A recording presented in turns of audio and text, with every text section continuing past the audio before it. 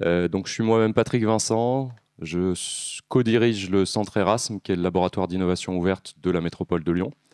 Et à Erasme, on accompagne des centaines d'acteurs publics à co-designer, expérimenter des transformations territoriales globales à l'échelle transverse qui mixent des perspectives numériques, écologiques, humanitaires, industrielles, éducatives en essayant de pousser les murs, et ce qui nous permet finalement de conduire un programme de R&D sur la dézombification du numérique, en commençant par nous-mêmes, par le public, avec José Alloy il y a quelques années, ou alors de construire la ville perméable et végétale en lien avec des enjeux de solidarité aussi. Hein. Souvent, c'est des sujets qu'on ne croise pas.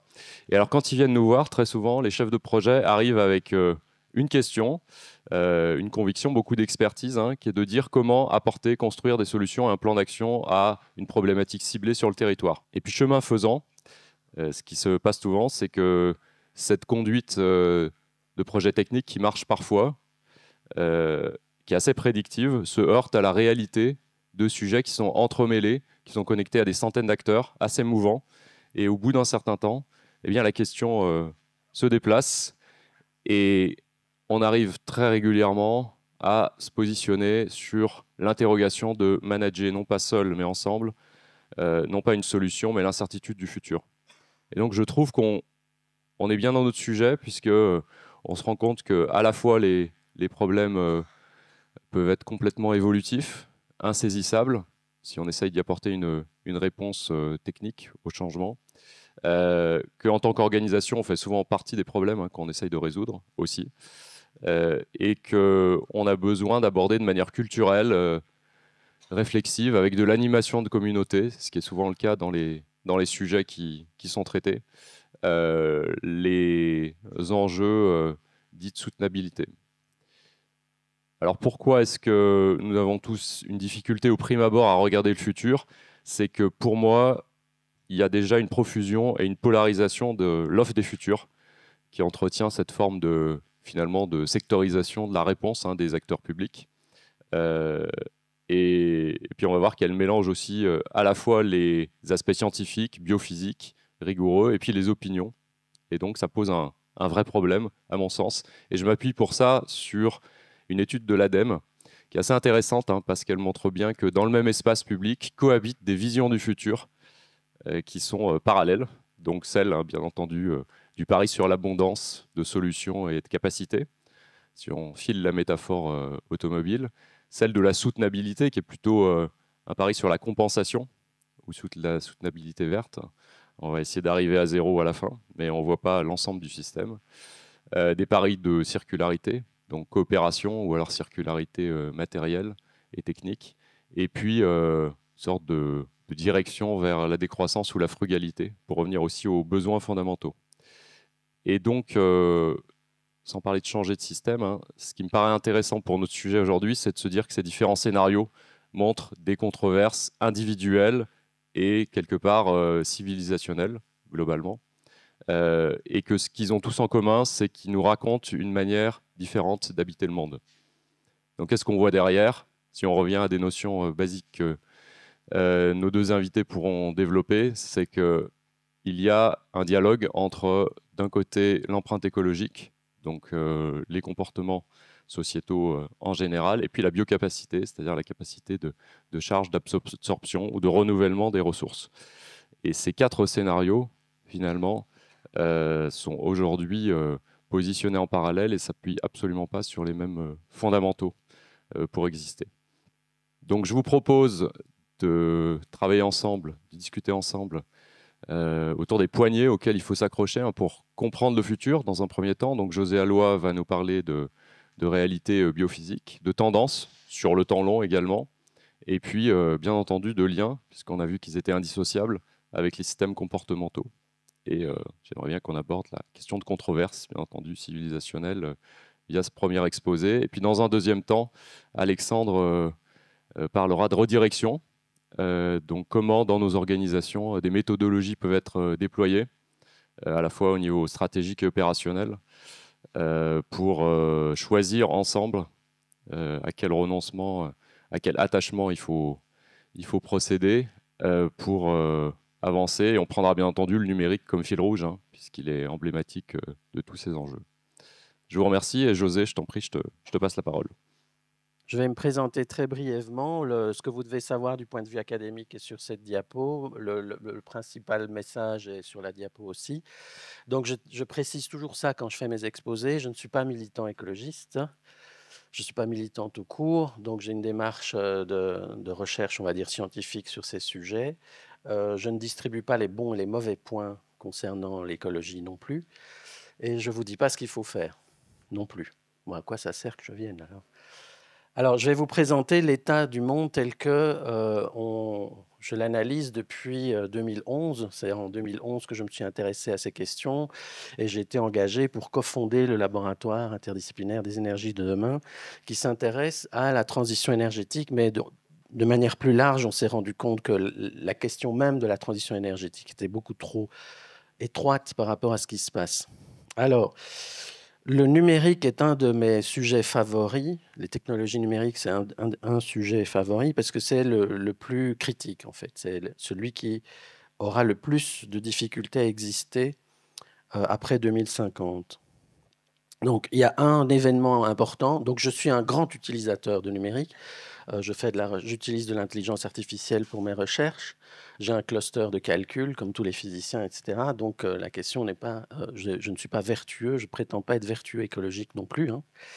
Donc, on utilise des grosses machines tout le temps, qui tournent jour et nuit d'ailleurs, et qui calculent au moment où je parle. Alors, l'événement dans ce domaine, c'est un grand événement, selon moi. C'est au moment où l'intelligence artificielle va commencer à décoller de manière spectaculaire, AlphaGo bat Lee Sedol au jeu de Go. Et moi, ce que j'ai regardé, évidemment, on a tous regardé comment la machine fonctionnait, mais après, comme j'étais plutôt branché énergie et puissance, j'ai regardé, j'ai comparé les deux machines en question, donc la machine humaine et la machine numérique. Et là, j'ai regardé la puissance nécessaire pour allumer les processeurs d'AlphaGo. C'est à peu près 155 kilowatts. Allumer le cerveau humain, bon, en plein calcul, là, le cerveau humain, enfin, en plein fonctionnement, c'est 20 watts. Donc, vous voyez déjà la différence de puissance.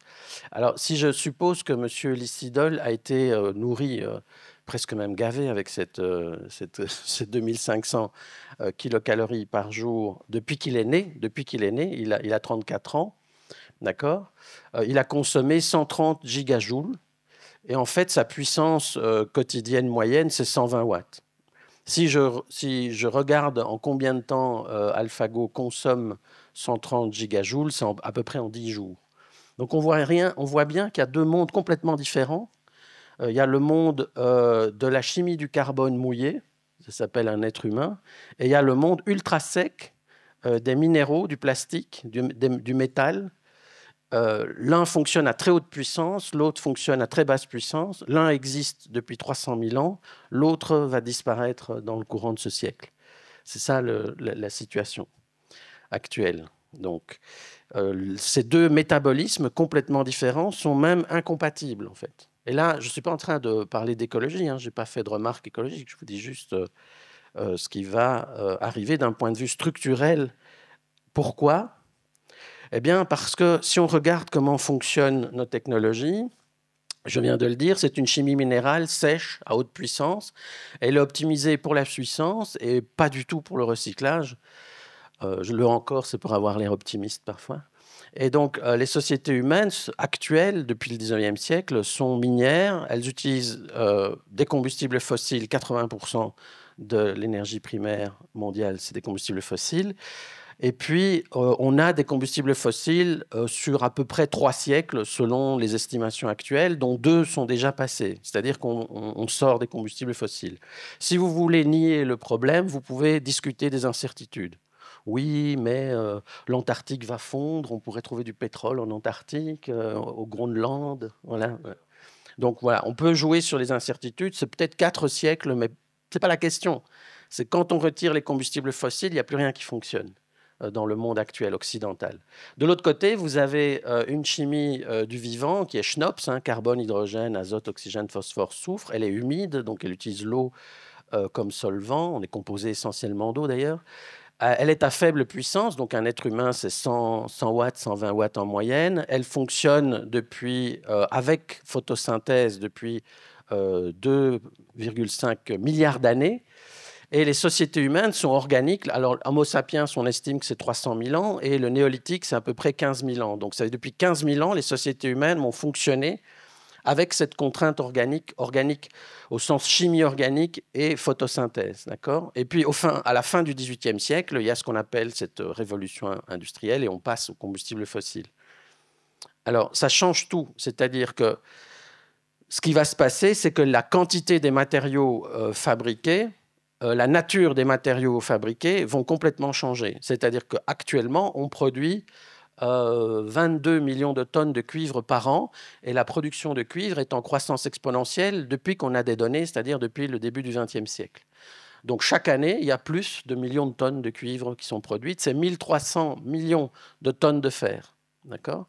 Et c'est à peu près tout comme ça. C'est-à-dire les combustibles fossiles nous donnent une puissance à la demande qui est colossale, qui nous permet de fabriquer en masse des objets métalliques, on va dire, pour faire simple, avec le ciment et le béton armé, etc., qui va avec ça. Le problème, c'est que les combustibles fossiles, c'est une parenthèse dans l'histoire de l'humanité. Donc, on sort des combustibles fossiles, on est entré dans les combustibles fossiles, et ça a changé complètement le monde. Et puis, on est occupé à sortir des combustibles fossiles. On sort pour deux raisons. Soit on brûle tous les combustibles fossiles que l'on a, et il n'y en aura plus. Et c'est produit de manière géologique, donc ça va être compliqué, on n'aura plus ces stocks. Soit on décide, pour des raisons écologiques, de ne pas brûler tous les combustibles fossiles disponibles, et on sort des combustibles fossiles. Donc la question « allons-nous sortir des combustibles fossiles ?» n'est pas la bonne question. C'est « nous sortons des combustibles fossiles et tout va changer », parce que ça remet en question fondamentalement toutes les technologies qu'on utilise, et en particulier le numérique. Je vous rappelle. Il y en a plus qu'une, mais là, il y en a deux. L'entrée et la sortie. Et donc, non, il me titille parce qu'il y a des gens qui écrivent des livres sur qu'il n'y a pas eu de transition. Enfin. Alors, je vous rappelle aussi les données là. La production mondiale d'énergie primaire, c'est quand même 80%, 81% des combustibles fossiles. Donc, l'enjeu de sortir des combustibles fossiles est monstrueusement compliqué du point de vue industriel. D'accord ? Et encore une fois, ça remet en question quoi ? Ça remet en question tout ce que nous fabriquons, puisque ça remet en question la nature des matériaux et les quantités produites. Et donc, ce n'est pas un changement marginal, c'est un changement massif. Alors, les combustibles fossiles, c'est du soleil enterré il y a 400 millions d'années. Donc, les combustibles fossiles, c'est un soleil que vous pouvez mettre dans votre poche, enfin dans un réservoir en général, puis ça fait des taches dans les poches, et que vous pouvez allumer et éteindre à volonté, et vous pouvez avoir une puissance qui est supérieure à celle du soleil. Je vous expliquerai ça si ça vous intéresse. Parce qu'en fait, ce qui se passe, c'est que le soleil, c'est assez... Enfin, je vais quand même faire une remarque. Le soleil, c'est assez intéressant parce qu'on n'a pas de problème d'énergie, en fait. On a tellement d'énergie qu'on ne sait pas quoi en faire. La consommation d'énergie mondiale actuelle, c'est 600 hexajoules. 600 hexajoules, c'est 52 minutes de soleil. Where is the problem ? Le problème, c'est celui-là. Comment vous capturez le soleil ? Soit vous le capturez, par exemple, avec des panneaux photovoltaïques et avec des éoliennes, et avec de l'hydroélectrique aussi, soit vous le capturez avec de la photosynthèse. C'est ça la question. Donc remarquez que quand vous jetez un arbre ou un épi de blé dans la forêt, il ne se passe rien d'intéressant. Ça participe à l'ambiance générale, tout va bien. Quand vous jetez une éolienne ou un panneau photovoltaïque dans la forêt, vous avez un déchet qui ne sert à rien dans la forêt, en fait, et qui est même parfois nuisible.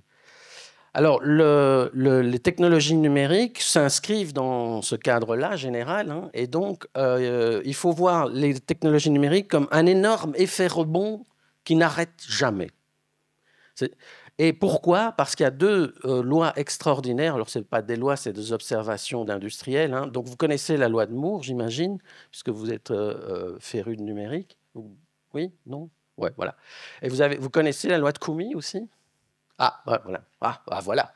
Alors, la loi de Moore, c'est une efficacité matérielle, c'est-à-dire vous miniaturisez les transistors et vous en mettez la puce Apple, c'est 96 milliards actuellement, et donc vous avez des trucs comme ça, tout petits, que vous pouvez mettre dans votre poche, parce qu'il y a la loi de Moore, et donc on fait de l'efficacité matière, c'est-à-dire qu'avec moins de matière, on fait plus. Donc c'est un truc super efficace. Et il y a eu une amélioration d'efficacité sur des échelles exponentielles, des ordres de grandeur. Eh bien, c'est la même chose pour l'efficacité énergétique. Et donc, je vous invite immédiatement à oublier la notion d'efficacité énergétique dans le numérique. Parce qu'en fait, c'est un moteur d'effet rebond. Et ce que montre Koumi, c'est que quand on regarde l'efficacité énergétique, alors comment on mesure l'efficacité? Alors, cette figure est pourrie, c'est pas moi qui l'ai faite, c'est Koumi, hein, mais je n'autoriserai pas ça de mes étudiants.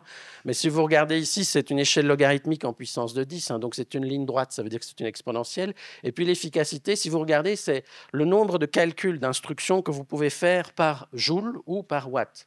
D'accord? C'est ça l'efficacité. Et donc ça augmente toujours de manière exponentielle. Et j'ai sorti des figures vintage pour Alexandre. C'est les premières figures que j'ai faites il y a 12 ans, où on avait deux choses. On avait à la fois le nombre d'instructions par seconde et par watt qui augmentait de manière exponentielle, et puis vous aviez la puissance nécessaire pour allumer les processeurs Intel qui augmentait aussi. Donc en fait, c'était de plus en plus efficace énergétiquement et c'était de plus en plus consommateur d'électricité. C'est ce qu'on appelle un effet rebond. Et donc ça, c'est permanent dans le numérique, depuis l'invention des technologies numériques. Alors pour les amateurs d'IA, donc parce que je discutais avec mon postdoc de quelle carte graphique on allait acheter pour continuer à nourrir notre cluster, vous regardez qu'en fait, les constructeurs savent faire ça. Quand vous leur dites « Ah, mon Dieu, la production, la consommation d'électricité de l'IA est en train d'exploser, blablabla, blablabla », eux, ils disent « Quel est le problème? L'efficacité énergétique, on sait faire. Regardez, Google, le TPU version 3, le TPU version 4, augmentation de l'efficacité énergétique. Même chose pour NVIDIA, augmentation de l'efficacité énergétique. Donc, que font les gens? Les gens qui ont un cluster, ils se disent « je vais être vertueux ». Ils pourraient se dire ça. Je vais être vertueux, je vais consommer moins d'énergie, donc je vais acheter des nouvelles cartes et je vais remplacer mon matériel parce qu'il est plus vertueux, il est plus efficace du point de vue énergétique. Grossière erreur. Parce qu'il va y avoir un effet rebond à la fois sur l'énergie et à la fois sur les matériaux, parce que comme je vous l'ai dit, l'énergie, ce n'est pas un problème. Alors l'autre chose, je suis un peu trop long toujours, mais je dois vous expliquer le monde en 5 minutes, donc c'est compliqué. Ça, c'est la chaîne de production d'un microprocesseur. Ce n'est pas toute l'électronique, hein, je n'ai pas le temps de faire toute l'électronique. Et donc vous voyez le nombre d'entreprises, ce sont les principales entreprises dans chacune des étapes pour fabriquer une puce. Alors la première chose que vous constatez, c'est qu'il faut des puces pour fabriquer des puces. Donc les technologies numériques, c'est un système technique. Et comment on reconnaît un système? C'est quand on a un problème du type œuf et poule. L'œuf et la poule. Et donc, qui a commencé dans cette histoire? Et donc, il y a un système qui s'est enclenché. Alors, ce que vous ne voyez peut-être pas, alors les autres, vous connaissez, hein, ça c'est tous les fonderies, tous les machins qui sont souvent en Asie, qui fabriquent des bidules. Vous avez les grands consommateurs de puces ici, hein, vous retrouvez Apple, Amazon, etc. Et puis, vous avez ceux-là. Ceux-là, on les oublie. Ceux-là, souvent, c'est toute l'industrie chimique. Qui sait dans cette salle qu'il faut plus d'une centaine de gaz pour fabriquer un microprocesseur? Voilà, je vous l'apprends. Pas d'air liquide, pas de puce. Non. Donc, si l'industrie chimique s'effondre, vous avez un problème de fabrication des technologies numériques. Mais si vous avez un problème de cuivre, vous avez aussi, d'aluminium, vous avez aussi, de tous ces composants chimiques très présents, vous avez un problème. Si vous n'avez pas d'ordinateur, vous n'avez pas non plus de puces. C'est d'ailleurs ce que les Américains essayent de faire dans le conflit géopolitique, c'est d'interdire la vente de certains logiciels qui permettent de faire le design des puces, parce que sans ces logiciels, les puces sont tellement complexes que plus personne ne les maîtrise, et ça met un retard par rapport au développement des Chinois. Vous avez effectivement les Electronic Design Automation, les EDA, dont 2 sont aux États-Unis, un appartient à Siemens. Oui, c'est ça. Et donc, les Américains disent arrêtez de vendre ces logiciels aux Chinois. Donc, vous voyez que c'est une industrie planétaire. Si vous regardez les entreprises, vous les reconnaissez, elles se trouvent sur tous les continents. Elles utilisent des tas de matériaux. Je n'ai pas le temps de faire la liste tellement il y en a. C'est extrêmement fragile aux matériaux critiques qui est le sujet le plus important. Je lisais le rapport de l'Agence internationale pour l'énergie. Ils estiment qu'on va avoir des problèmes de cuivre en 2030.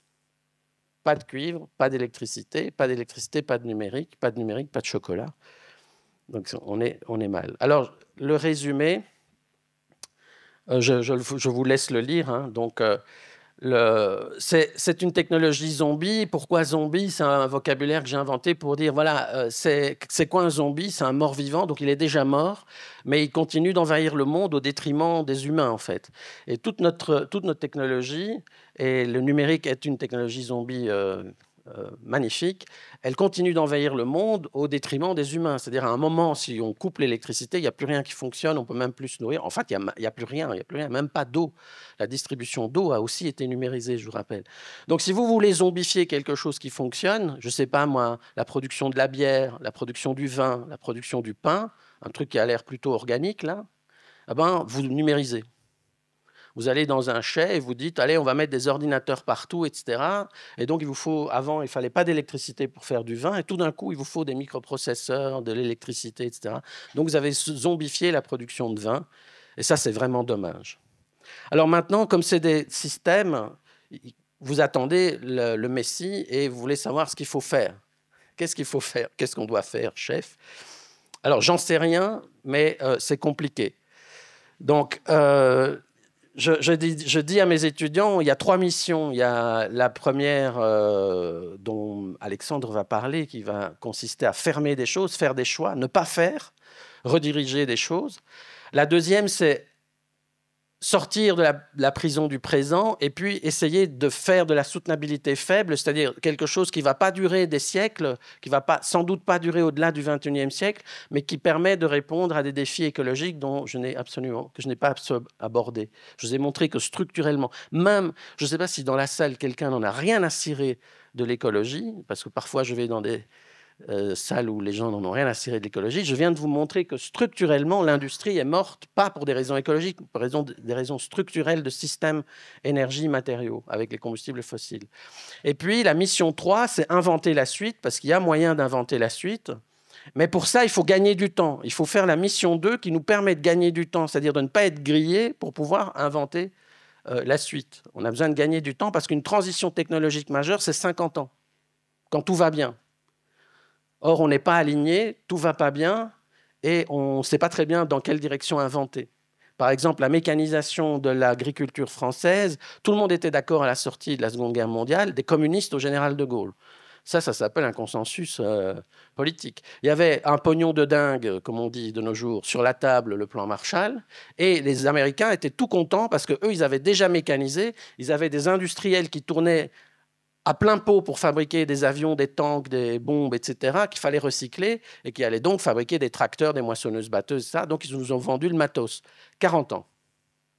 Donc, quand toutes les étoiles sont alignées, la mécanisation complète de l'agriculture, c'est 40 ans. Donc, il faut gagner du temps. Alors, qu'est-ce qu'on fait entre-temps? On fait ça.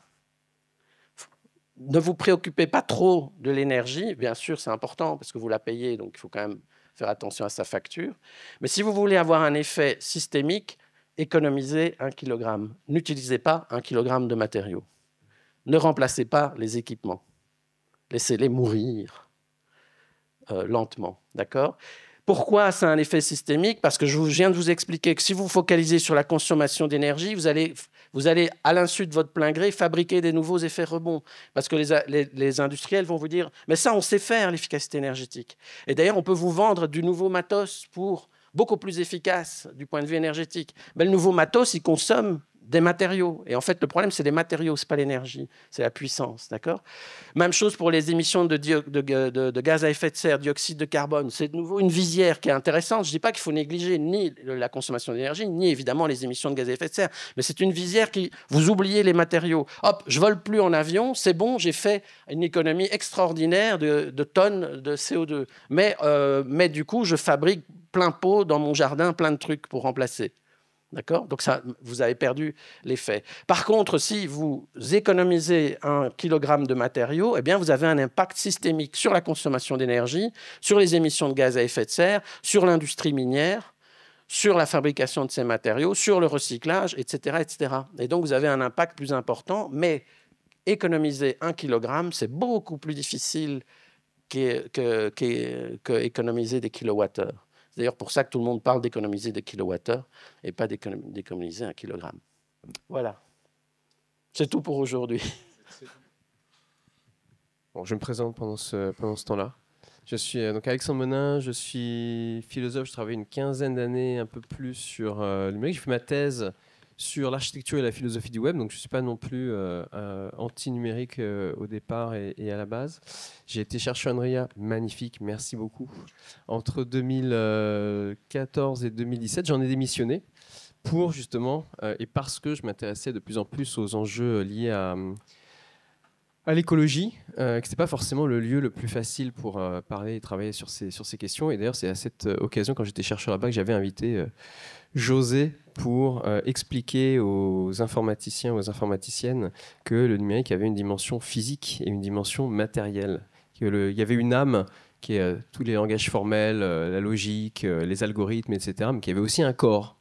Voilà, ce qui est quand même un élément souvent oublié. Écoutez, je suis ravi d'être là et avec José, je vais vous parler effectivement la question numérique par rapport à l'enjeu de la redirection écologique qui est le cadre d'action et de réflexion que je porte avec des collègues.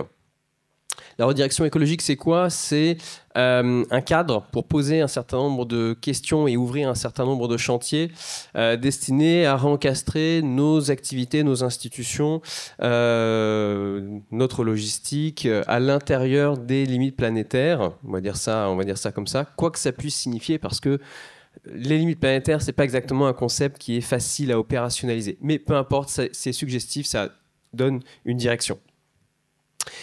La redirection écologique par rapport à d'autres approches, je vais plutôt le mettre là, va s'intéresser en fait à quelque chose de particulier par rapport au développement durable, à la RSE, à plein d'approches qui existent aujourd'hui, même à la transition. C'est qu'elle part d'un axiome bien particulier qui est que demain, même aujourd'hui en fait, on ne pourra pas tout maintenir. On ne pourra pas simplement tout verdir, on ne pourra pas simplement jouer sur les comportements en étant plus sobre, plus vertueux. D'ailleurs, José l'a dit, il n'est pas du tout vertueux. L'enjeu, ça va être différent. Ça va être effectivement de savoir si on ne peut pas tout maintenir, comment est-ce qu'on procède à de nécessaires renoncements, arrêts, fermetures d'un certain nombre d'activités, d'infrastructures, de technologies, voire de métabolisme technologique en général, même si ça c'est plus ambitieux, qui ne sont pas soutenables, tout simplement. Donc l'enjeu, c'est pas de chercher juste à être soutenable, c'est aussi d'éviter ce qui est insoutenable. Pour chercher à être soutenable, il faut éviter ce qui est insoutenable et donc développer des capacités en termes de fermeture, de renoncement, etc. Et en prenant vraiment ces questions-là au sérieux, c'est pas simplement en faisant un slogan politique, il faut tout fermer, etc. Ce qui pourrait s'entendre dans un cadre donné, ça pourrait être intéressant. Ici, on est dans un cadre quand même de recherche-action, on va dire. Et du coup, ça veut dire prendre au sérieux cette question-là, c'est dire de quoi on a besoin véritablement pour opérer ces fermetures, quelles sont les conséquences, comment on travaille sérieusement cette question, y compris en voyant toutes les difficultés. Évidemment, toutes ces difficultés, ce n'est pas forcément, dans un autre cadre où on va en faire un slogan, les éléments qu'on va mettre en avant. Ils sont deux cadres différents, l'un étant pas meilleur que l'autre, mais je précise simplement ici d'où je parle. Et donc, un des enjeux de la redirection écologique, s'il y a des activités et autres qui doivent s'arrêter ou qui vont s'arrêter, on est dans les deux cas de figure, qui vont s'arrêter parce que dans une perspective d'adaptation, il y a des choses qu'on ne pourra plus continuer à faire. Alors ici, évidemment, je sais pas, la question des stations de ski, une question évidemment très, très importante qui illustre ça. On pourrait parler du recul du trait de côte, où les gens, on en parle pas mal en ce moment. Avant, c'était moins, mais on en parle pas mal en ce moment. On parle beaucoup des stations de ski, mais il y a des stations balnéaires qui vont aussi disparaître. La question de l'eau, etc., font que sur certains territoires, certaines activités, j'illustrerai dans un instant, qui vont disparaître. Donc voilà, comment on prend cette question-là au sérieux, c'est évidemment un enjeu tout à fait fondamental. Et puis par ailleurs, il y a d'autres réalités qu'il faut arrêter, artificialiser les sols et continuer à le faire au rythme où on le fait. Pour ça, d'ailleurs, il y a une loi, le ZAN, ou la ZAN, pour éviter ça, qu'on peut après discuter.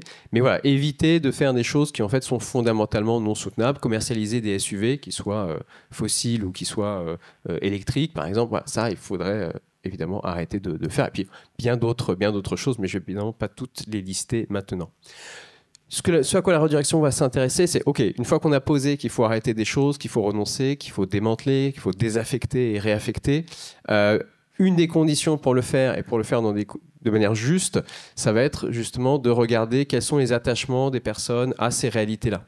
de quelle manière on est pris par ces réalités. Est-ce qu'on en vit? Est-ce qu'on en vit économiquement? Est-ce qu'on en est dépendant pour son activité? Est-ce qu'on en est dépendant pour sa vie? Parce qu'il y a des gens qui peuvent, voilà, de par les corps qu'ils ont, être plus dépendants d'un certain nombre de technologies que d'autres. Personnes qui sont malades, des personnes qui sont en situation de handicap, etc., etc. Qui ne sont pas toujours d'ailleurs au cœur de la pensée écologique. Quand même important aussi de les remettre là-dedans. Donc tous les corps ne sont pas les mêmes, toutes les situations ne sont pas les mêmes. Donc si on avance dans ces directions-là, qui va être affecté et de quelle manière? C'est évidemment un enjeu fondamental. Et donc de comprendre ces attachements pour procéder derrière à ce que j'appelle moi des désattachements justes vis-à-vis de ces réalités non soutenables ou insoutenables, et derrière opérer des formes de réattachement collectif, encore une fois, à des modes de subsistance qui, eux, soient des modes de subsistance viables. Et si on ne connaît pas ces attachements, on ne peut pas procéder de manière juste parce qu'on ne sait pas qui va être affecté et de quelle manière. D'accord ? Donc ça, c'est vraiment le cœur du truc. Donc, quand on parle de renoncement ici, on ne parle pas du tout de renoncement moral. Hein. Ce n'est pas du tout l'enjeu. Je vous ai commencé là-dessus. Moi, j'enchaîne également. Le renoncement en question n'est pas du tout un renoncement individuel, un renoncement moral. Donc, il faut vraiment prendre cette notion. Alors, ce terme est chargé, bien évidemment, mais ici, l'entendre de manière non moralisatrice. Voilà. Et il faut l'entendre également de manière collective. Moi, j'ai écrit un livre l'année dernière, enfin, qui est publié l'année dernière, qui s'intitule « Politiser le renoncement ». Et donc, il y a cette idée, effectivement, d'amener le renoncement à une dimension politique, à une dimension collective, parce que les questions ne se posent pas de la même manière au niveau individuel et au niveau collectif. Alors, je l'illustre par l'exemple de TikTok. On est dans le numérique, ça tombe bien. Il y a un papier, un article de recherche qui est sorti cette année, très intéressant, qui montrait une étude auprès des jeunes, certains jeunes, qui montrait que si on leur demandait quels étaient finalement leurs attachements d'une certaine façon à TikTok, est-ce qu'ils étaient prêts à abandonner, renoncer à TikTok, la réponse, si la question était posée au niveau individuel, était grosso modo non, et il fallait leur donner de l'argent pour qu'ils et elles renoncent à TikTok. Ce qui est normal parce que si vous renoncez individuellement, vous perdez l'accès à votre famille, vos amis qui sont sur TikTok ou les influenceurs que vous suivez sur TikTok, et en fait toute une société qui est elle-même prisonnière de la plateforme. Tout le monde est prisonnier en fait individuellement de la plateforme, et c'est ça la force de la plateforme. On s'en fout des algorithmes de la plateforme, trucs, etc. C'est que les gens sont dessus. C'est ça la réelle valeur de la plateforme. C'est les modèles bifaces de plateforme. Bon, les algorithmes jouent un petit peu, mais c'est pas l'essentiel. Et c'est pour ça d'ailleurs que ça crée des monopoles, parce qu'une fois que les gens y sont, c'est difficile de partir ou d'aller ailleurs. Par contre, si on leur pose la question au niveau collectif, on leur dit, écoutez, est-ce que vous êtes d'accord avec le fait qu'on interdise TikTok? Ils disent oui, et ils sont prêts à donner de l'argent pour qu'on interdise TikTok. Ce qui est intéressant, parce que ça veut dire, ok, si on l'interdit pour tout le monde, personne n'est pénalisé au niveau individuel parce qu'on quitte TikTok. C'est comme les gens qui disent moi j'aime la viande rouge, mais je voudrais qu'on interdise de manger de la viande rouge parce que je sais qu'individuellement je ne pourrais pas m'empêcher d'en manger, mais je suis d'accord avec le fait qu'on l'interdise. Alors tout le monde ne dit pas ça, mais il y a des gens qui disent ça. D'accord ? Donc la question ne se pose pas de la même manière au niveau individuel, au niveau collectif, et ça c'est un point très important. Pourriez vous dire, mais le renoncement, bon, c'est une question, est-ce que vraiment ça se pose aujourd'hui ? Il y a un exemple très intéressant, c'est l'exemple de la crise de l'azote aux Pays-Bas. Je ne sais pas qui a entendu parler de la crise de l'azote aux Pays-Bas. Ah, formidable. Qui a entendu parler sans lire mon livre ? Merci de l'avoir acheté. Et pour les autres, 15 € édition Divergence. On ne peut pas l'acheter sur Amazon parce que c'est un éditeur militant, mais c'est pas grave.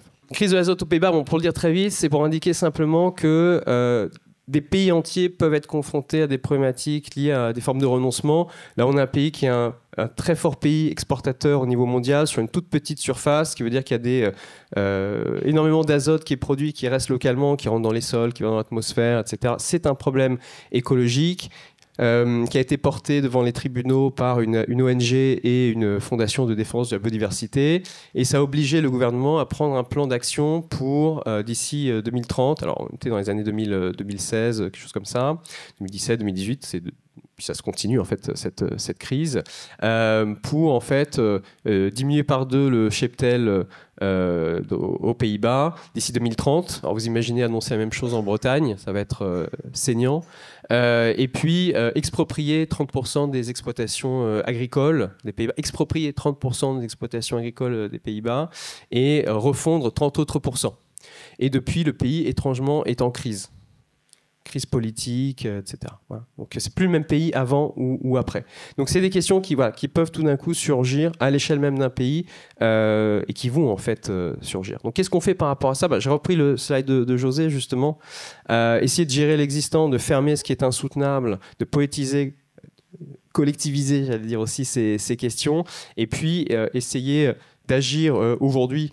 C'est un peu la transition, c'est-à-dire décarboner dans l'immédiat parce que ça fait partie des leviers dont on dispose aujourd'hui, auxquels il faut agir pour effectivement inventer des formes de soutenabilité fortes, un nouveau métabolisme technique. Si on prend l'exemple de la voiture, oui, peut-être qu'il faut électrifier parce que dans l'immédiat, c'est ce qu'il faut faire, mais certainement pas faire des SUV dans tous les cas. Voilà, ça c'est clair. Mais en parallèle, c'est pas du tout une fin en soi, c'est pas maintenir l'automobile, c'est déconstruire un système de mobilité qui est centré autour de l'automobile, ce qui veut dire un système urbanistique. Mais ça se fait pas rapidement en fait. Reconstruire un système urbanistique, ça demande, même si on a de la bonne volonté, en fait, un certain temps. Par contre, ça veut dire que les mesures provisoires qui sont prises ne doivent pas être des mesures qui pérennisent un système qui est fondamentalement insoutenable. Donc l'enjeu, c'est d'hériter effectivement d'un certain nombre de technologies, d'infrastructures, de modèles également, de métabolisme même, qui ne sont pas forcément soutenables, dont on dépend aujourd'hui, mais qu'on ne peut pas maintenir demain. Et donc, la perspective par rapport à ça, c'est ce que j'appelle moi une sorte de ligne de crête politique, où on ne peut pas sortir d'un coup d'un seul de tout ça, où on ne peut pas non plus maintenir ces éléments, où il faut apprendre à les déconstruire progressivement. Parce que si on en sort d'un coup d'un seul à 8 milliards, en fait, ça ne marche pas. On ne peut pas sortir de l'industrie, de la civilisation, etc. à 8 milliards. Ou alors on joue sur le facteur population, et là c'est jouable, hein, on peut revenir à 500 millions et ça se passe mieux, mais si on ne veut pas jouer sur ce facteur-là, c'est compliqué en fait. Et c'est compliqué notamment, c'est un schéma que j'aurais dû retravailler pour écrire un livre, puis finalement mon prochain livre sera sur tout à fait autre chose, donc je partage brut avec vous, où grosso modo, alors, je montre ce schéma, mais il y a quelques jours j'ai fait soutenir un étudiant qui a travaillé sur la relocalisation des limites planétaires, la territorialisation des limites planétaires. Il y a des centre de recherche qui travaille là-dessus, notamment à l'école des mines de Saint-Étienne, l'équipe de Natacha Gondran, j'ai un ancien étudiant qui est prof également là-bas. En fait, on peut voir la technosphère comme ce qu'ont créé les êtres humains et qui pèse finalement sur le système Terre, on va dire ça comme ça. Et donc on se dit, si on se débarrasse de la technosphère, ça va mieux se passer. Sauf qu'en fait, la technosphère, elle pèse sur le système Terre, mais en même temps, elle filtre aussi nos interactions avec lui. Et ça, le paradoxe. Sans la technosphère, sans nos infrastructures, sans notre métabolisme technologique, si on avait des interactions directes avec l'environnement, la ponction serait encore beaucoup plus importante en réalité. Si on avait le même mode de vie qu'au Moyen-Âge, on pourrait se dire que c'est un peu paradoxal, mais en fait, l'environnement souffrirait, si on était 8 milliards et qu'on vivait comme on vivait au Moyen-Âge, souffrirait de manière dramatique. Donc on ne peut pas simplement rebasculer sur des modes de vie anciens, qui n'étaient pas forcément du tout soutenables par ailleurs. D'accord ? On ne peut pas abandonner complètement... on pourra en rediscuter, il y a un peu de soucis même avec José. Et ça dépend lesquels. Ça dépend lesquels, mais en tout cas, sur des modes de vie... européen du Moyen-Âge, on ne peut pas basculer là-dessus. Et du coup, et en même temps en disant ça, cette technosphère elle-même, elle est de moins en moins, c'est pas qu'elle filtre de moins en moins, mais c'est qu'elle est de plus en plus problématique à mesure qu'elle se zombifie.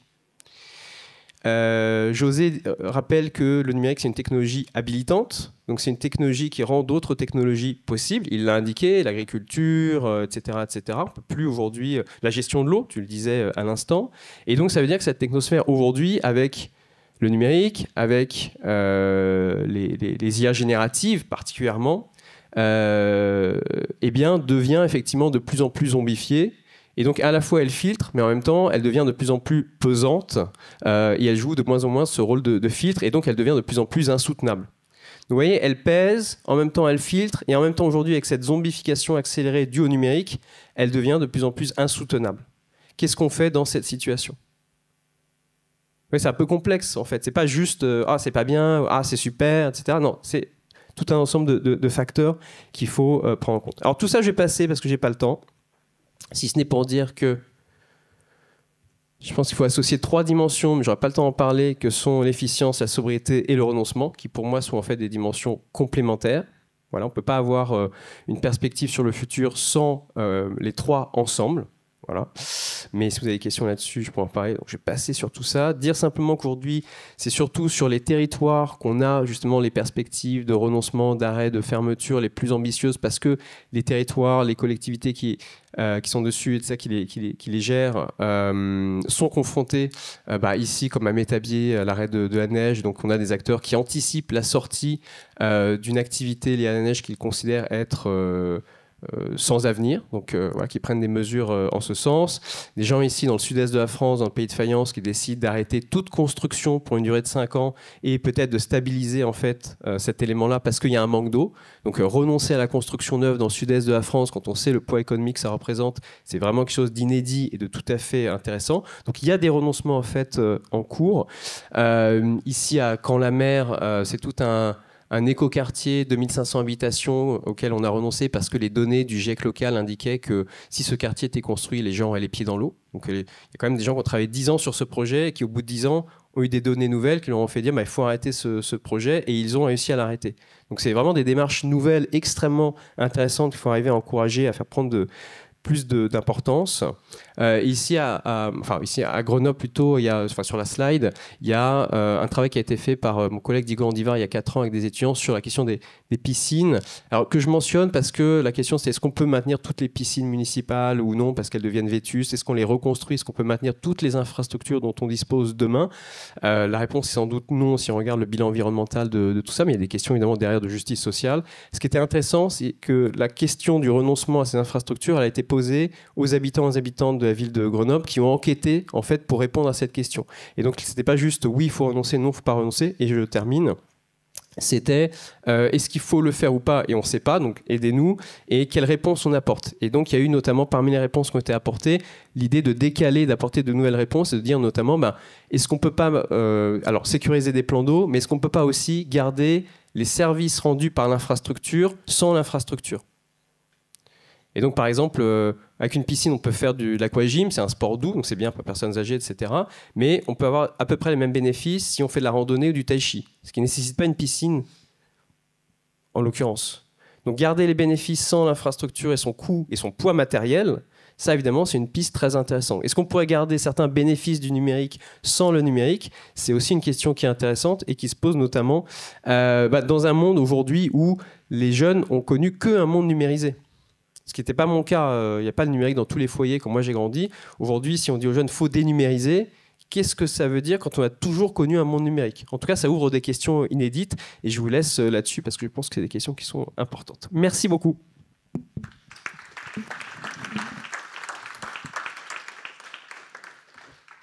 Alors merci beaucoup à tous les deux. C'est frustrant puisqu'on voit que c'est des sujets entrelacés qui nécessiteraient du temps pour approfondir et faire des liens. Première chose, je vais vous mettre un QR code à la fin.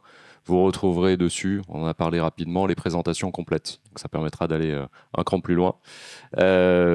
Quelques références d'ouvrages également. Je propose de prendre quelques questions. Alors pour chauffer, je vais en lancer une parce que je pense qu'elle fait le lien entre les présentations. On voit qu'il y a un enjeu à refaire société, quelque part, autour de ces sujets, et c'est difficile de se réenthousiasmer ou s'enthousiasmer sur la bifurcation, sur du closure design, sur du no design. C'est pas très à la mode, c'est pas très moderne, d'une certaine manière, et on voit que le numérique, il est fractal, il est partout, à tous les étages, donc je pense qu'il faut aussi agir à tous les étages. On est bien d'accord. On voit qu'à l'étage stratégique, il y a des enjeux de pouvoir, donc pour les déconstruire, il y a un travail de fond. Mais à l'échelle organisationnelle, justement, qu'est-ce qu'on peut commencer à faire?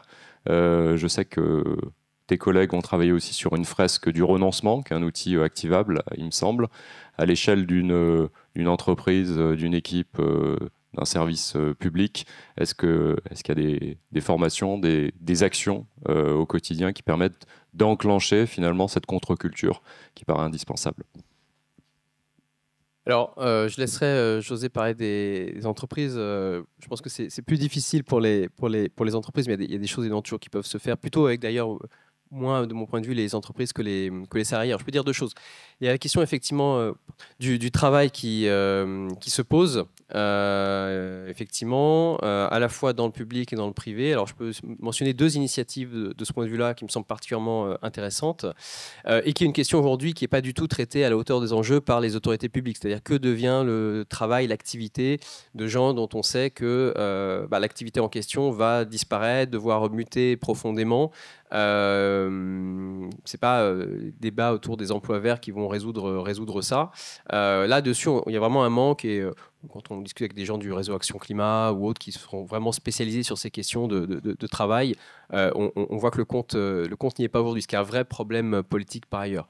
Donc, pour répondre à ça, notamment, a été développé au sein du réseau Salariat, et avec tout un consortium auquel je participe, une initiative que je n'ai pas baptisée comme ça moi-même, mais qui s'appelle la sécurité sociale de la redirection écologique, et qui vise en fait à accompagner les travailleurs et les travailleuses qui opèrent dans des secteurs qui sont soit condamnés à disparaître, soit qui sont écocidaires, à voir comment ils et elles peuvent se positionner pour transformer leur activité. Comment est-ce qu'on peut remettre la main sur l'outil de travail en se disant que cet outil n'est pas forcément viable, mais qu'en même temps, les personnes qui le connaissent sont peut-être les mieux placées pour le transformer, pour apporter des alternatives, et peut-être faire le lien avec les syndicats, les partis politiques, pour mettre cette question au centre du débat aujourd'hui, qui est centrale, et par contre qui ne l'est pas. Parce que quand vous travaillez, je sais pas moi, dans l'aéronautique, dans la chimie ou autre, et que vous voyez que votre activité est problématique ou va disparaître, en fait, l'écologie, c'est juste la charrette qui vous attend, et ce qui veut dire que politiquement, soit vous êtes très engagé dans l'écologie, ça va, soit c'est ce qui menace en fait votre activité. Et donc le positionnement politique qui peut en découler, il n'est pas forcément idéal ou facile. Donc comment on rend ces personnes-là, et en fait c'est nous toutes et tous d'une certaine manière, actifs et actives pour faire face à ces enjeux. Donc là encore, il y a un vrai enjeu politique. Deuxième point, j'arrête là-dessus, sur le service public. Toutes ces questions de transition, voire de redirection, ont un impact effectivement sur les métiers des agents.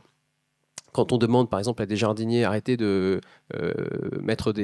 planter des fleurs, arrêtez d'arroser, renaturer, faites complètement autrement, etc., n'utilisez plus des outils fossiles et compagnie. En fait, c'est tout leur métier qui change, et parfois brutalement. On leur dit ce que vous avez fait pendant 30 ans, 20 ans, 10 ans, c'est nul, faut complètement arrêter de faire ça.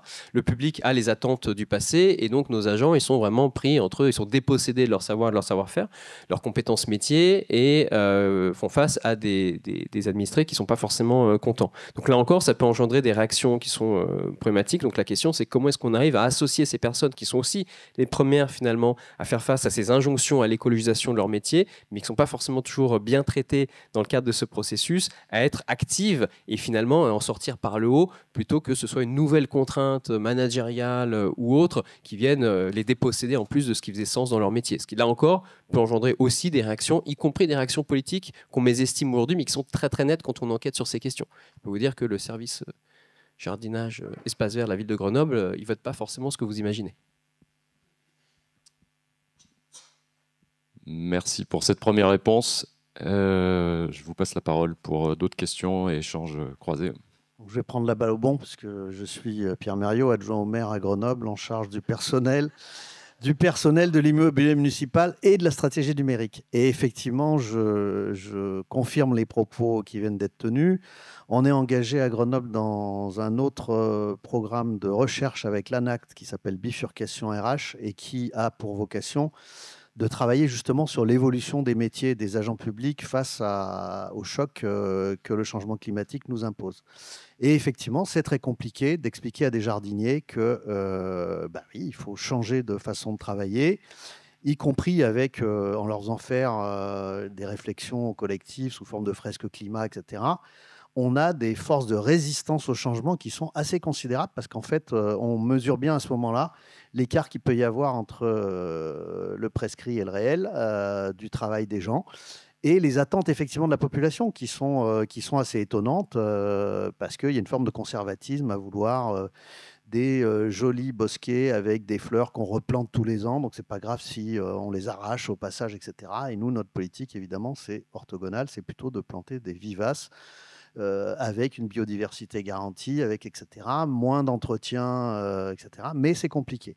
Cela dit, on ne lâchera pas l'affaire, puisque on est persuadé qu'il n'y a pas d'autre solution rationnelle en ce moment. Et également sur la question, je fais un petit rebond sur la question des piscines. On a mis en débat cette question-là, ce qui nous a valu un procès politique incroyable de la part évidemment de la droite, mais pas seulement, sous l'angle finalement vous êtes des Khmers verts, vous voulez interdire aux gens de se baigner, etc. Et pas du tout. Le résultat de la consultation à laquelle on a procédé, c'est que nous avons choisi délibérément de mettre plus d'argent public sur nos piscines pour des objectifs de solidarité sociale, parce que quand on ne peut pas quitter le bassin grenoblois en plein été avec le jour caniculaire qu'on se tape maintenant, eh ben, c'est fondamental d'avoir accès à l'eau. Et au contraire, on a choisi d'élargir, d'investir plus sur une piscine phare du centre-ville pour élargir ses plages d'utilisation, à la fois en nombre d'heures en été et sur les mois de l'année. Et par contre, on fait un peu de la redirection low cost en récupérant l'eau de ces piscines en fin de... Là, actuellement, on vient de le faire. On a acheté une bâche en plastique, évidemment, mais qui nous permet de stocker cette eau et de la réutiliser pour les besoins de nettoyage des rues du centre-ville, etc. Bon, là, on s'éloigne du numérique, donc je vais essayer d'y revenir très vite. Moi, je suis un peu effaré par la mode de l'IA qui est en train de déferler et qui pose de vrais problèmes. Parce que dans nos collectivités, on en est encore à essayer d'utiliser des outils numériques beaucoup plus basiques, des logiciels qui, pour nous, doivent être là pour faciliter le travail des agents, délivrer un meilleur service public, etc. Et on a quand même beaucoup de mal à faire ça, parce que quand même toute la sphère de l'informatique n'est pas forcément conçue, enfin ça c'est mon point de vue de prescripteur public, pour bien intégrer les cahiers des charges des habitants et des agents des services publics, et pour rendre service d'abord aux agents, avant de délivrer, en fait, de permettre à une boîte informatique de nous vendre ce qu'elle sait déjà faire ailleurs, typiquement le logiciel sur étagère qui a déjà été utilisé 20 fois. Et donc, le premier combat qu'on a à mener, pour moi, c'est d'arriver à redresser ça, à avoir des cahiers des charges qui répondent véritablement aux besoins des agents. Et c'est très compliqué. Et l'IA, pour moi, ne permet pas une optimisation forcée là-dessus. Et dernière chose que je vous invite à réfléchir, j'ai vu une info cette semaine. Microsoft a racheté littéralement la centrale nucléaire de 3 Mile Island pour permettre de faire face à sa consommation croissante sur l'IA. Vous savez que 3 Mile Island est la seule centrale aux US qui a explosé. Donc je trouve que le symbole est absolument extraordinaire, merveilleux. Merci, on en revient à des enjeux systémiques de pouvoir également. Je prends une dernière question, je suis désolé, parce qu'après on va devoir terminer. Bonjour à tous, moi je m'appelle Alexandre, je travaille dans le sud de la France et je pilote un living lab en fait, qui est établi dans un établissement public gestionnaire de bassin, le bassin de Thau, et le littoral sétois, et le bassin versant, c'est 50 cours d'eau, etc. Et j'abonde un peu dans ce qui a été dit tout à l'heure, ce que vous avez évoqué, Alexandre, sur la question de l'attachement, du désattachement. Et je vais aussi renchérir sur ce que vient de dire mon collègue, puisqu'on travaille tous les deux dans le service public, sur la part de l'IA. Donc nous, on a pris un pari inverse, c'est-à-dire qu'on a abordé la question du risque sur notre côte, et on traite la question des tempêtes via l'IA. On a clairement exagéré, on va dire, la présence d'un dispositif de prédiction des tempêtes qui a été mis en place cette année, qui est en train de faire son apprentissage et qui sera opérationnel l'année prochaine. Et donc, on a fait situation à partir de cet objet pour faire exister le dialogue autour du risque, pour faire exister le dialogue autour du repli stratégique. C'est-à-dire qu'en fait, pour nous, on est dans un billard à 3 bandes, mais par rapport à ce que vous disiez tout à l'heure, c'est que le repli stratégique est un non-sujet actuellement sur les côtes concernées. On est dans l'irrationnel total, la propriété foncière, etc. Et pour arriver à résoudre cette équation, finalement, on repasse par le risque et la tempête, qui pour le coup, tout le monde a quelque chose à dire dessus, mais le numérique va poser une sorte de limite et de juge de paix sur la mesure, le risque réel, la prédiction, etc. Et à partir de là, on est un peu plus apaisé, on pose un périmètre de discussion et la question du repli peut enfin être évoquée. Un peu en fin de situation. Mais voilà, je voulais juste, en rebond de ce qui est dit, l'IA est un peu envahissante et très loin de nos préoccupations scientifiques. Je suis bien d'accord avec vous. Et parfois, elle nous aide. Voilà. Mais encore faut-il effectivement avoir une approche d'usage avec cette IA. Tout à fait. Merci beaucoup pour cet exemple. Ça me rappelle ce que dit justement Benjamin Bratton, donc un théoricien du numérique, que moi je trouve très, très intéressant, et il a cet énoncé paradoxal selon lequel on a un problème culturel avec le numérique. C'est-à-dire que lui, il ne dit pas qu'on a un problème ontologique avec le numérique parce que c'est du calcul, c'est des algorithmes, tout ça c'est dégoûtant. Il faudra voir ce qu'il y a derrière cette critique. C'est assez dégoûtant en soi, mais on va laisser ça de côté. Et lui, il nous dit plutôt non, on a un problème aujourd'hui culturel avec le numérique. Pourquoi on a des plateformes aujourd'hui qui sont ce qu'elles sont? Pourquoi toute cette puissance, toute cette énergie et toute cette matérialité, au service de quoi elle est mise aujourd'hui? Et ça, c'est problématique, effectivement. Par contre, sans numérique, il n'y a pas de science du système Terre. Donc il y a des usages vraiment légitimes, en fait. D'ailleurs, le GIEC, ces éléments-là, c'est des usages vraiment légitimes pour comprendre aussi la trajectoire sur laquelle nous sommes et éventuellement, effectivement, agir. Donc il y a une question qui se pose, qui n'est pas du tout simple, c'est est-ce qu'on peut désencastrer ce développement du numérique tiré par une espèce de guerre en fait, perpétuelle, de montée en puissance continuelle. Et il y a une vraie dimension de ce point de vue-là, de compétition, de guerre, de géopolitique et compagnie, qu'il ne faut pas du tout nier. Mais est-ce qu'on peut désencastrer ces usages pour se dire, il y a certains usages qui sont aujourd'hui insoutenables et sur lesquels on peut effectivement renoncer sans trop perdre, on l'a vu avec l'exemple de TikTok, en usage et en service. Par contre, il y en a d'autres qui sont fondamentaux et dont on a vraiment besoin effectivement pour faire aussi ce type de je ne sais pas s'il faut dire sensibilisation, mais que vous indiquez. Dans l'exemple de Caen-la-Mer que j'ai présenté, effectivement, le GIEC local, en fait, ce qui s'est passé, c'est que les données d'il y a 10 ans et les données actuelles n'étaient pas les mêmes. Les données au moment où le projet a été lancé et les données aujourd'hui actualisées n'étaient pas les mêmes. Et en fait, actualisées, on se rend compte que le projet ne peut plus exister. Et si on n'avait pas ces données-là, aujourd'hui, on aurait un projet en cours de réalisation et avec des personnes qui seraient les pieds dans l'eau ou plus 100 jours par an. Ce qui est absolument invivable. Donc voilà, on ne peut pas non plus nier l'importance de ça et je vous rejoins tout à fait.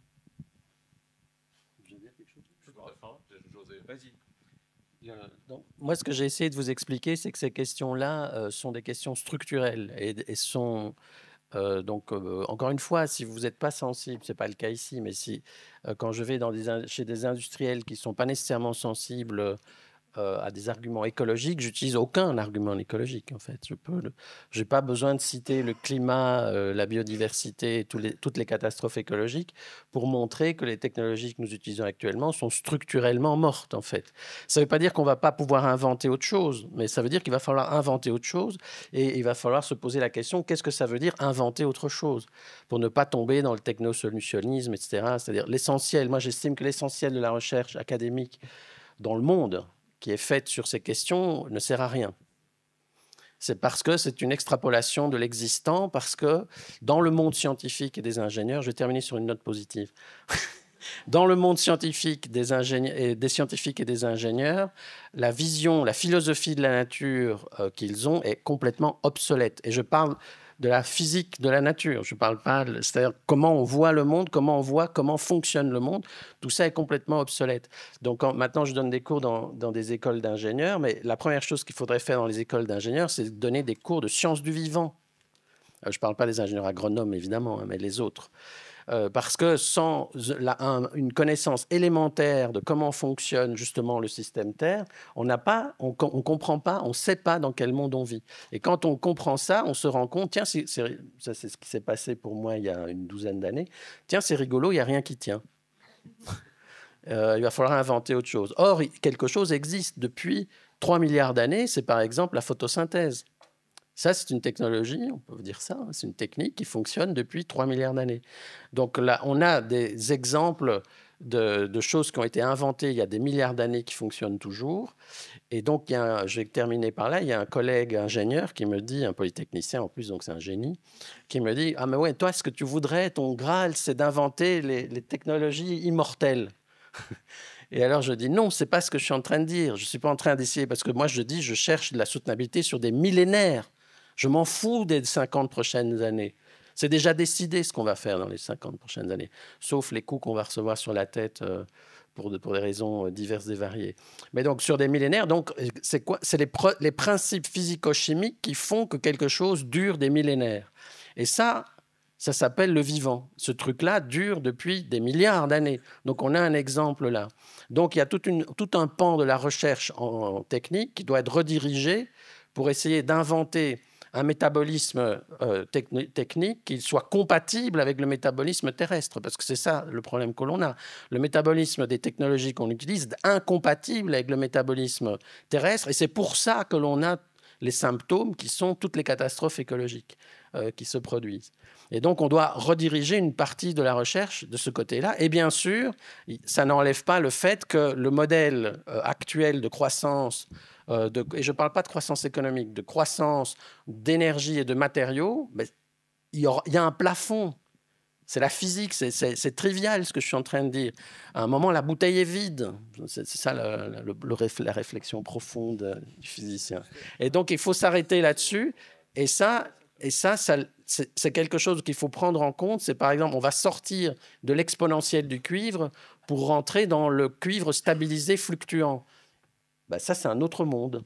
Et donc, le numérique dépend du cuivre. Et je vous rappelle, l'Agence internationale pour l'énergie, 2030, eux, ils prévoient des problèmes.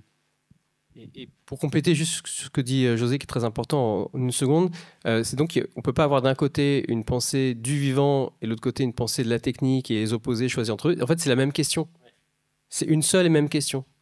Et en général, elles sont traitées de manière complètement séparée, alors qu'en fait, il faut les traiter ensemble, ce qui n'est pas évident, mais c'est absolument nécessaire. Je vous propose de les remercier d'avoir abordé...